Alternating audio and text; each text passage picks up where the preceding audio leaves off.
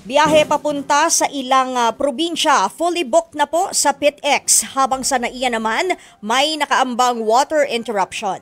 Narito ang report ni Gerard de la Peña.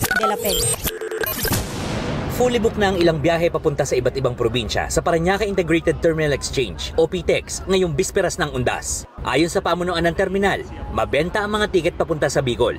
Pero di gaya noong nakaraang taon, di hamak na mas kakaunti raw ang mga biyahero ngayong Undas. Kasunod yan ng pananalasa ng Bagyong Christine at banta ng Super Typhoon Leon. Siguro nagdadalawang isip yung mga kababayan natin, baka mas stranded sila.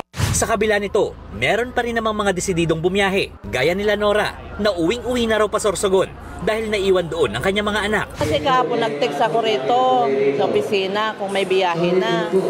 Eh sabi meron na daw, kaya sabi ko sa asawa ko, uwi na siya kasi nag-aalala ko sa mga anak ko roon.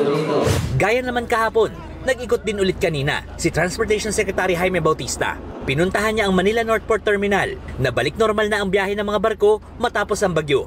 Pero gaya sa PITEX, kakaunti rin ang mga pasahero ngayon kumpara sa Undas noong nakaraang taon.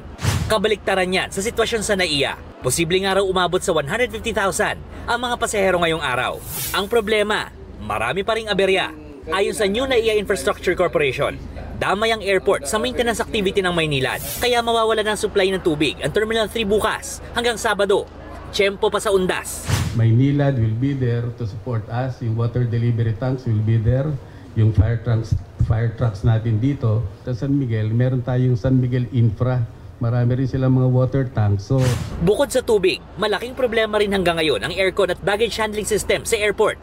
Sa ngayon, nire-remedyohan daw muna nila ang mga problema. Nagbabalita mula sa Frontline, Gerard de la Peña, News 5.